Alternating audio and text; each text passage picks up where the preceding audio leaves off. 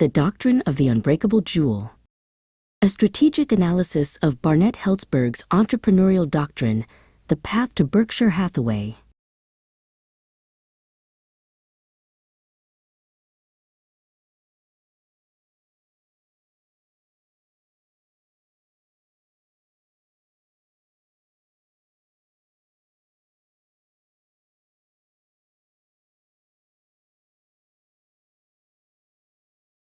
Two, Foundational Principles, the core of the Helzberg strategy.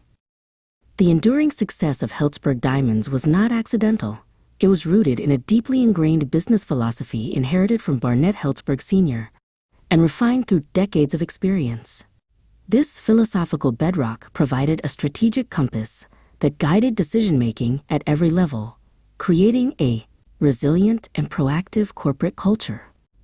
It was this culture, built on principles of accountability, integrity, and trust in people, that enabled the company to execute its market strategy with exceptional consistency and effectiveness. Together, these principles created the company's core asset, a resilient, high-trust culture that could out-execute competitors. 2.1. The primacy of controllables and the rejection of victimhood. A core principle of the Helzberg Doctrine, passed down from Barnett Helzberg Sr., was to concern yourself with only the controllables. This philosophy was not a passive suggestion, but an active cultural mandate. The company leadership refused to discuss external, uncontrollable factors like recessions or even heavy snowfalls, believing such conversations fostered a victim mentality and wasted valuable time and energy. This mindset created a fiercely proactive and accountable culture, forcing the team to focus its attention exclusively on internal execution, improving service, refining merchandising, and motivating associates. Helzberg embraced the sentiment of the Pogo comic strip quote, "We have met the enemy, and they is us," which perfectly illustrated this principle of internal focus. By eliminating external excuses, the company cultivated a problem-solving orientation that viewed challenges not as insurmountable obstacles, but as opportunities for superior execution. This relentless focus on internal execution creates a significant competitive advantage in operational agility and resource efficiency. By preventing capital and executive attention from being wasted on external variables, the company fosters a faster, more focused execution loop than rivals distracted by market noise. 2.2. Integrity as a long-term profit driver. Within the Helzberg Doctrine, integrity was not a soft value, but a hard-nosed driver of long-term profitability. Helzberg's philosophy was built on the simple but powerful axiom, if they'll steal for you, they'll steal from you. This belief shaped a culture of absolute integrity that built deep, lasting trust with three key constituencies: associates, customers, buyers. Ultimately, this reputation for unwavering integrity made the company exceptionally attractive to a premium buyer like Warren Buffett, who values trust above almost all other business characteristics. 2.3. The people-centric model, a foundation for execution. The foundational belief that business is people was the engine of the Helzberg strategy. This principle was operationalized by systematically empowering associates and dismantling bureaucratic constraints, recognizing that a long list of rules created a scar tissue of policies that discouraged initiative. The company threw out meaningless regulations and fostered a quote, culture of trust. Associates were encouraged to make their own decisions, with the understanding that the company believed in their talent and judgment. This people-first approach was the mechanism for achieving superior execution, which Helzberg identified as being far more critical than the idea itself. By trusting and empowering its people, the company unlocked a level of performance, motivation, and customer care that competitors could not easily replicate. These foundational principles of accountability, integrity, and trust were the practical tools Helzberg used to build a distinct and powerful market position. 3. Strategic differentiation and market positioning.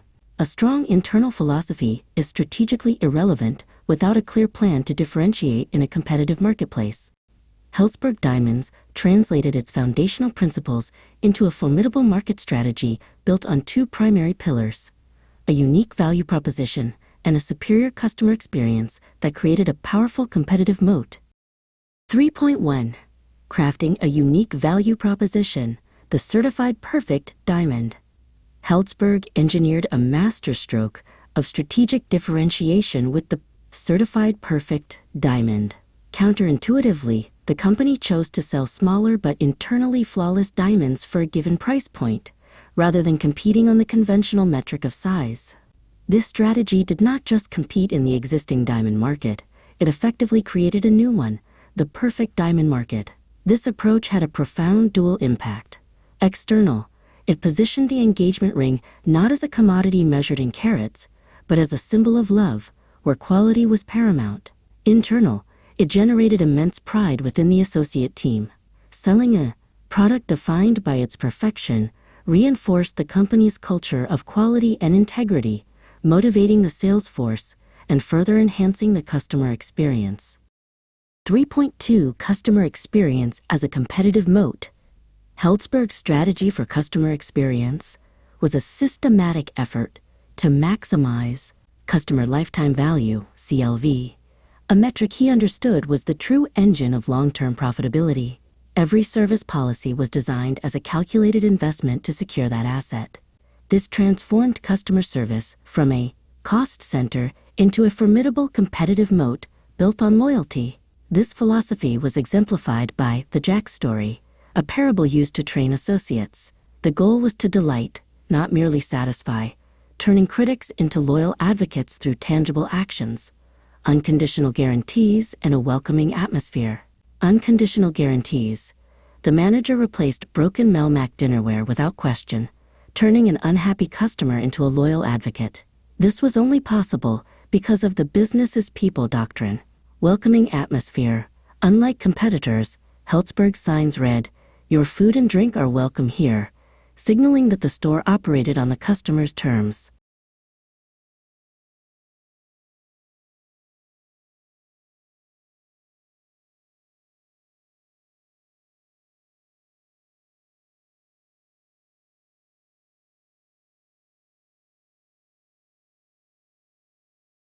Each action was a deliberate investment in turning a one-time transaction into a long-term, high-value relationship, creating a bond of loyalty that was exceptionally difficult for competitors to break. 4. Growth and risk management, a disciplined approach to expansion.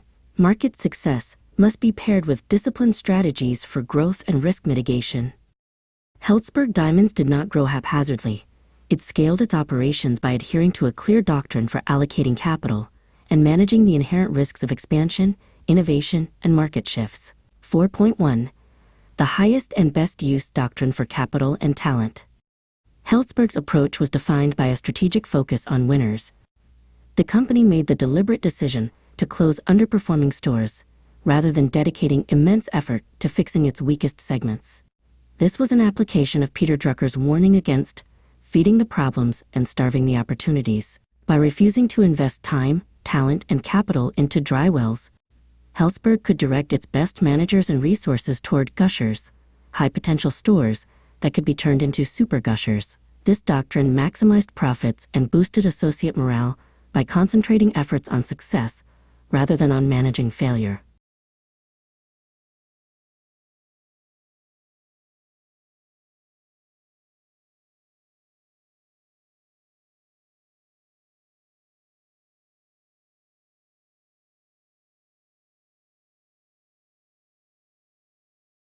(4.2) Calculated risk-taking and strategic testing. Helzberg employed a sophisticated, practical methodology for managing the risks of new ventures. The goal was to fail small and succeed big, using controlled tests to de-risk major initiatives before a full-scale rollout. Mail-order hearing aids illustrated the danger of failing to test a full business cycle.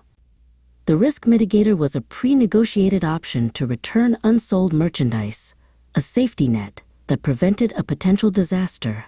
Outsourcing customer credit demonstrated the stacking the deck for success method. Tasking the best manager, Cecil Williamson, with piloting the new system, proved the concept's viability and created a fine-tuned, replicable model ensuring the idea was already optimized for success before rollout. 4.3 Navigating market shifts, the turnaround and pivot to malls. The critical turnaround came with a fundamental pivot to shopping malls. Helzberg eventually embraced the mall format and established a clear, powerful strategic objective: to be the highest dollar volume per square foot jeweler in each mall. This metric was more than a goal. It was the ultimate proof of superior retail operations. High sales per square foot signaled to landlords an elite capability, positioning Helzberg as a keystone tenant, a financially productive partner that landlords would actively seek out and prioritize, turning a simple metric into a powerful engine for national expansion. 5. The strategic culmination, architecting the sale to Berkshire Hathaway. The sale was the logical and ultimate validation of the entire Helzberg Entrepreneurial Doctrine. The company was intentionally shaped over decades into an ideal acquisition for the world's most respected long-term investor. The principles of integrity, long-term value creation, and people-centric management that defined Helzberg were precisely the characteristics Warren Buffett seeks. 5.1 Defining the ideal exit, why Warren Buffett was the target buyer. Barnett Helzberg's decision to target Warren Buffett was a strategic choice, not a search for the highest bidder. His goal was to preserve the legacy and the culture he and his family had built. Buffett was the dream buyer for 3 specific reasons: trust and character, legacy preservation, and associate welfare. 5.2 The Buffett litmus test, an alignment of business philosophies. Helzberg Diamonds was a near-perfect fit for Warren Buffett's stated acquisition criteria: outstanding management, a leadership position, a Goldman Sachs report called Helzberg the Nordstrom of the jewelry business, and a people-oriented culture. Helzberg's long-standing focus on integrity and its people-centric model had the strategic effect of de-risking the acquisition for a buyer like Buffett, who prioritizes management character above all else. 5.3 The 30-second pitch and the validation of a legacy. Buffett's minimal due diligence and statement, "I can smell these things. This one smells good," was the ultimate validation, signifying that the company's reputation for integrity, built over decades, had become its most valuable bankable asset. His hands-off management and statement that his favorite holding period is forever served as the ultimate endorsement. 6. Conclusion, key takeaways from the Helzberg playbook. The strategic success offers a timeless playbook. Differentiate through culture, focus resources on gushers, and begin with the end in mind.